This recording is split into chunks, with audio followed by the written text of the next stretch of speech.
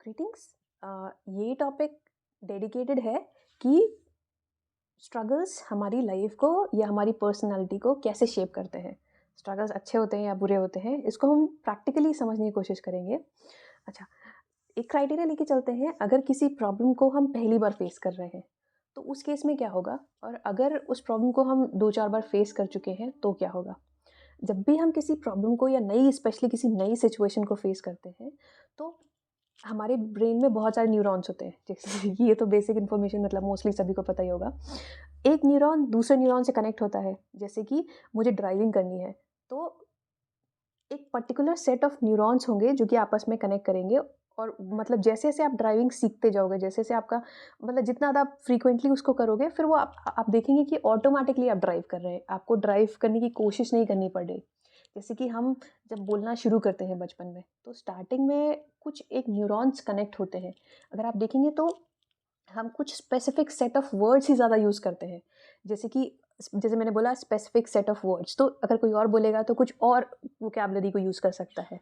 तो एक particular set of neurons हमेशा कनेक्ट होते हैं, ठीक है? जैसे कि हर न्यूरॉन जो होता है, हर न्यूरॉन का कनेक्शन मान लीजिए ए, बी, सी 3 पॉइंट्स हैं, ठीक है? मान लीजिए ए, बी और सी 3 पॉइंट्स हैं।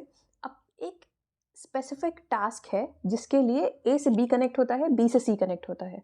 ठीक है? ये एक पैटर्न बन जाता है जब भी हम उस स्पेसिफिक टास्क को करते हैं। मान लीजिए हम सिंगिंग कर रहे हैं तो वो कनेक्ट हो रहा है। हर बार जब हम सिंगिंग करेंगे तो वही पैटर्न कनेक्ट होगा। इस तरह से न्यूरॉन्स काम करते हैं। ठीक है? अब हमें मान लीजिए कुछ नया काम या फिर नई प्रॉब्लम हम फेस कर रहे हैं। तो कोई भी एग्जिस्टिंग पैटर्न नहीं है ब्रेन में, मतलब कोई भी पाथ नहीं है ब्रेन में। जैसे कि हम गाँव में होते हैं, गाँव का स्पेशली अगर किसी को पता हो, तो एक होती है पक्की सड़क, एक होती है कच्ची सड़क। तो पक्की सड़क में सबको पता होता है कि हाँ, इस रास्ते से जाना है। तो पक्की सड़क माने वो जिस काम को करने से रिलेटेड कनेक्शंस हमारे ब्रेन में हैं या बन चुके हैं, किसी भी तरह डाले गए हैं या बन चुके हैं। और जितना वो फ्रीक्वेंटली हम उस पाथ को यूज़ कर रहे हैं, मतलब उस सड़क को यूज़ कर रहे हैं, वो हमारे सेकंड नेचर में आ रही है। कैसे? जैसे कि मान लीजिए घर से लेकर ऑफिस तक जाने का एक सड़क है। आप स्टार्टिंग में थोड़ा-सा एफर्ट लगा के उसको पहचानेंगे, उसको मतलब वहाँ से घर से ऑफिस तक का जाने का आपको थोड़ा-सा एफर्ट लगाना पड़ेगा। लेकिन फिर आप देखेंगे वो सबकॉन्शियसली आपके ब्रेन मतलब आपके माइंड में ऑलरेडी छप चुकी है।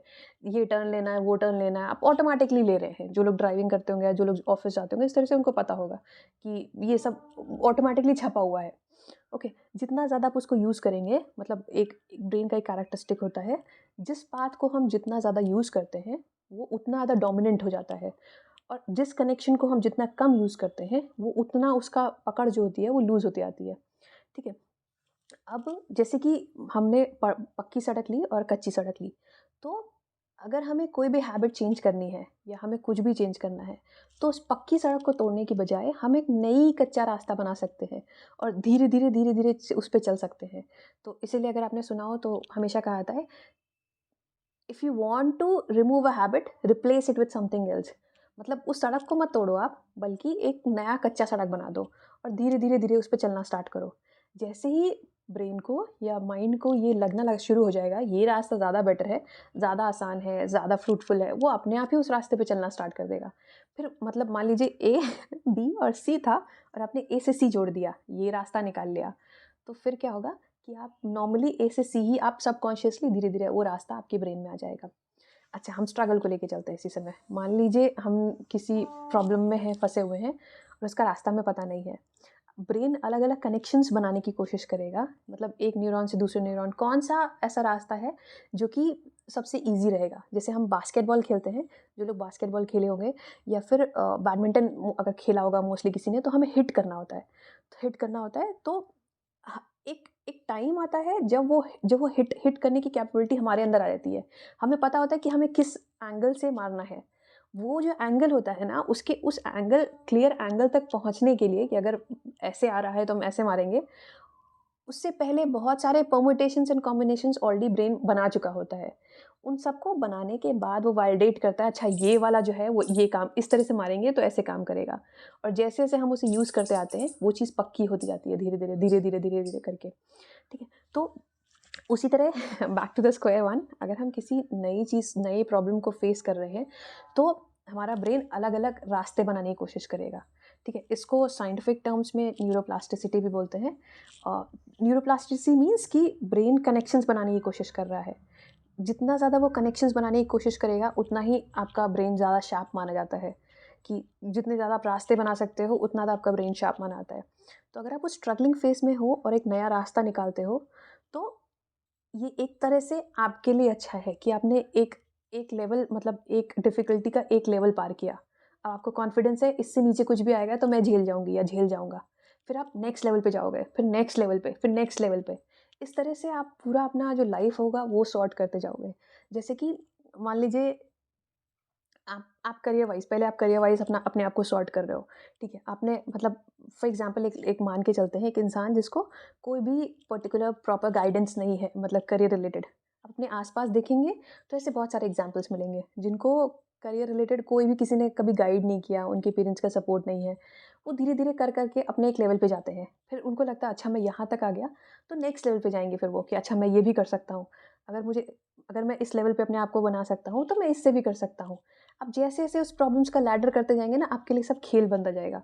सो अगर स्ट्रगलिंग लाइफ़ है, तो ये बहुत ज़्यादा चांसेस है कि आप अपनी एक्चुअल कैपेबिलिटीज़ और पोटेंशियल को जान सकते हैं। इन कंपैरिज़न टू अगर आपके पास वो स्ट्रगलिंग लाइफ़ नहीं है, तो न्यूरॉन्स वो कनेक्शन बनाने का ज़हमत उठाएँगे ही नहीं, और आपको एक्चुअल में जो आपका पोटेंशियल है, वो समझ ही नहीं आएगा। अच्छा, इसका फ़ायदा क्या होता है? बोल तो दिया कि हाँ, मतलब क्या? जैसे बचपन में सबने गेम्स खेला होगा। एक ऐसा गेम जिसमें कोई स्ट्रगल ही नहीं है, मतलब जिसमें कोई एफ़र्ट ही नहीं करना पड़ रहा, वो बोरिंग होता जाएगा, बोरिंग होता जाएगा। मतलब मान लीजिए लुका-छुपी खेल रहे हैं जिसमें कोई एफ़र्ट ही नहीं करना पड़ रहा है, बार-बार सेम इंसान सेम जगह ही छुप रहा है, तो वो गेम कब तक चल पाएगा? एक है बोर ही हो जाएँगे। जबकि एक ऐसा गेम है जिसमें धीरे-धीरे लेवल बढ़ता जा रहा है, बढ़ता जा रहा है। जैसे जिन्होंने बैडमिंटन खेला होगा उनको उनको पता होगा कि हाँ, एक-एक लेवल बढ़ता आता है, बढ़ता आता है। हाँ, अब सामने वाला ऐसा बंदा कभी-कभी आता है कि हाँ, सामने वाला बंदा या बंदी ऐसी आती है कभी कि हाँ, लगता है भाई ये टक्कर का है, ये टक्कर की है, तो मज़ा भी आता है खेलने में। सो ये होता है। अगर इस तरह से, मतलब अगर स्ट्रगलिंग लाइफ़ है, तो रादर देन ये बोलने की कि हाँ, मेरी लाइफ़ बहुत स्ट्रेसफुल है, स्ट्रगलिंग है, ये आपके पास एक चांस हो सकता है अपने पोटेंशियल और कैपेबिलिटीज़ को जानने के लिए। और मतलब एक कोट मैंने पढ़ा था, जिसको मतलब मैं थोड़ा-सा मानती हूँ। मुझे ये नहीं पता, मैंने इसके ऊपर अभी ब्रेनस्टॉर्म नहीं किया, ये सच है या नहीं। बट हाँ, अभी तक इसका रिस्पॉन्स मेरे लिए पॉज़िटिव है कि अगर आप लाइफ़ में कुछ भी फ़ेस कर रहे हैं, तो उसको झेलने की क्षमता या उसको सॉर्ट आउट करने की क्षमता आपके अंदर ऑलरेडी होती है। आप कुछ भी जो सोच रहे हैं, वो ऑलरेडी आपके अंदर है, इसलिए आप वो, मतलब ये कोट तो आपने भी सुना होगा ना कि जो इतना आप सोच सकते हैं, वो कर सकते हैं। तो वो एक्चुअल में वो सारी कैपेबिलिटी आपके अंदर है, तभी आप उस लेवल पर सोच पा रहे हैं। सो जो भी कुछ हमें चाहिए होता है, वो ऑलरेडी हमारे पास ही होता है। That's it. Thank you.